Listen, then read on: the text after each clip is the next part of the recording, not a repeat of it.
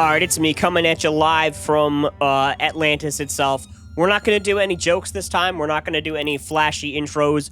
We're just going to launch right into the topic, right into the video, sink your teeth right into the burger. That is this spiel. We're going to dive headfirst right into the icy cold pool that is this video. We're going to straight up, no delay, throw that gear shift in the hyperdrive and blast directly towards the black hole that is the thing I'm about to talk about. Chants of Sennaar is a very good game. That's all. Just wanted to get that off my chest. Bye. Alright, I'll actually talk about it. It's actually, I'm not even joking, this is in the running for greatest indie game of all time. Honestly, after Undertale, it's the greatest. Maybe not the greatest, but it is really good. The problem with the game is that I can't really say it's the greatest of all time. Because me, personally, I loved it. I thought it was incredible. After I finished it, I was reeling from how good it was. I'm not even joking. I emailed the creators and was like, yo, you guys know that you, like, Da Vinci'd this thing, right? Like, this is the greatest thing since the Mona Lisa. This is really good. So, and I've never done that before. They've been a handful of times when I've had to tell people, like, hey, just so you're aware, just to warn you, this is a masterpiece. But that really doesn't happen very often. But this game was really, really good. Like, it's 5 out of 5. I don't know how many other people will connect with it, though. I connected with it a lot. From what I've seen, it's got pretty good reviews. But what's absolutely wild is that everyone's just completely ignoring this. That is insane. This is fantastic. This is such a good game. And there's people talking about it, but there's not enough. I'll put it this way, it's the most underrated indie game. If you bought a Nintendo Switch 2 and Mario Kart World, you spent like $500, almost $600, which is a cool price for the game. But you understand you could have paid $30 and gotten what I personally think is a much better game.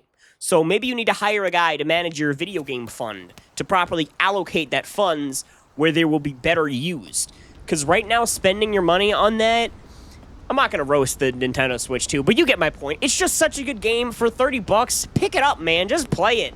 What are you talking about? I guess I should tell you what the game like actually is, if I'm going to talk about how great it is. Effectively, you are a guy, and hold on, it gets better. And you wake up on this like tower.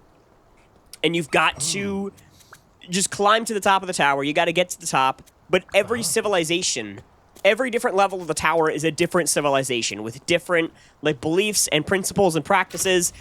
And they all speak a new language. And you can tell just by the languages, just by how the language is written, if like what kind of civilization it is. So if they got like a very strict and sharp, angular like letters, like hieroglyphics, then you know, all right, this civilization is very militaristic. They're very organized. If they've got very flowy letters, very intricate stuff, you know they're going to be very artsy. If you got very, like, intricate, complex numbers and stuff, you know they're going to be very intellectual, mathematical society. You know you're dealing with a bunch of nerds. What are they speaking Klingon? That's the next thing they're going to learn? They're going to learn how to speak whatever that thing was Jabba the Hutt was speaking. That guy? I don't know where I went with that metaphor. That joke kind of got out of my hands. But the point is, the languages are so well developed. Like, I'm not even joking. At some point, you stop translating them in your head. You stop being like, all right, that word means that word means that. The guy just hits you with a bunch of, like, squiggles, and you're like, I know what that means. And you go and do whatever he wants and help him out. And it's just such an incredible concept for a game. The gameplay itself is really good. There's point-and-click elements, couple stealth sections. That's probably the only part of the game that I'd say is not up to scratch with the other parts of the game, because that part of the game isn't that good. And I love the game. I just think that the stealth sections were kind of silly. They do get better towards the end, but they just seemed very out of place. So I'm not really a fan of those parts. But overall, it is honestly an incredible game. The gameplay is good. And when you talk to the characters, you got to learn their language. You're not told anything. You got to go figure it out for yourself. Nobody's going to hold your hand. Nobody's going to teach you what's going on. You got to figure it out for yourself. This is ruthless. This is real life. You got to learn stuff.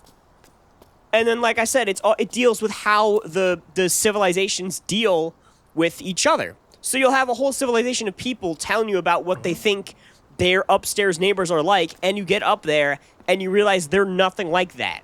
and the way they view the people below them is completely wrong.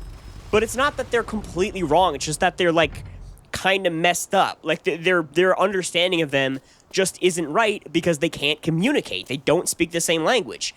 And that's the whole premise. That's the whole plot of the theme of the game is communication, is isolation. About how when you don't communicate with people, you really can't convey anything, and both of you are lost and worse off for it.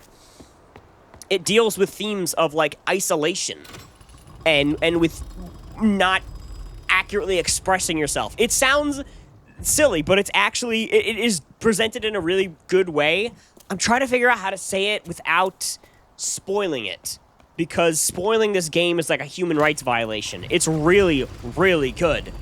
Like, man, it's all about, there's like monsters that run around and stuff. That's cool. But it's basically, it's cool how everything that happens eventually affects something else.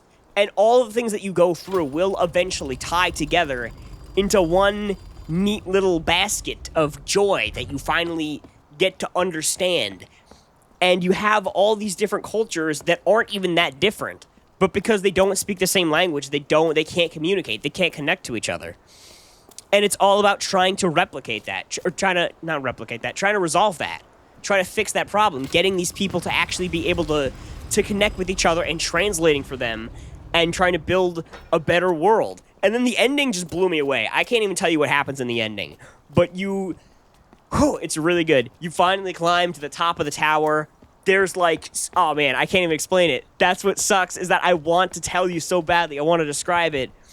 But if you know what it is, if you've already seen it, then there's no reason for me to tell you, really. And if you haven't seen the ending, I'm not going to spoil that for you. That's really good. Honestly, the game doesn't take that long to beat. It's a quick experience. It's pretty cheap. I mean, $30 isn't, super cheap, but for a game, an experience this good, it is absolutely worth it. I've played this game twice, and I could absolutely easily play it a third time. Again, I know it's short, but I really never replay games. So the fact that I played this multiple times, and it's a puzzle game, and I know all the answers. Like, going back and playing the game, I just know I can just go back and read all the words. There's no puzzle at this point. But I still could go back and do it because it's so good.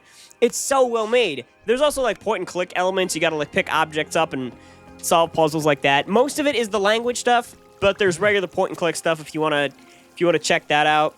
The music, the ambiance, it's a very mysterious game. It really truly feels like you're like lost in this world where all these other people are speaking all these different languages and you truly cannot communicate with them, but you slowly learn how to, and you can slowly help each other. It's very creepy at sometimes. It's downright scary sometimes. But overall, it's just very kind of wholesome. And the ending, I want to tell you about what happens in the end, but I can't spoil that for you. I feel like him in, Back to the Future, when he wants to tell Doc that to wear the bulletproof vest. Maybe that's what I'll do.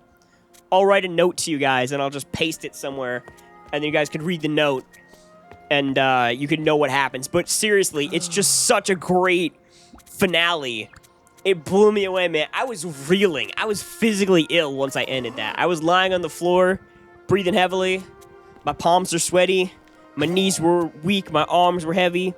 I ate a whole plate of spaghetti already. Mama Luigi. But for real, though, it was magical. It's really good. I know I'm hyping this game up a lot, and I don't think... I really doubt that there's anyone who's going to watch this video and be like, I gotta go get that game. But if there's even a 10% chance that can happen, then this video is totally worth it. Because, dude, this is not a game you want to miss out on. Like, I'm not even joking you. There's so many games that I've played where I've been like, my life would have been the same if I didn't play that. You know, it's not that important. This is not one of those games. This game is really, really good. And I also like how it distills it. It's a short game, but I like how it distills so much into such a short time. So many games just drag on for so long to where they're not even funny anymore. But they just keep going and they don't want to shut up. This game, it's good, it's awesome, it packs as much as it can into one punch, and then it's gone. And I think that the themes get stronger each day. As time goes on, I think this is the last thing I'm going to say, and then I'm going to close out. a lot of people, I think, are getting more and more lonely as time goes on. And that's kind of like the theme of the game. And as time goes on, we're slowly, as a species, becoming the citizens of this tower that, you know, we can't even connect to each other. We can't communicate with each other. It should be easier than ever with all our technology, but it's becoming harder.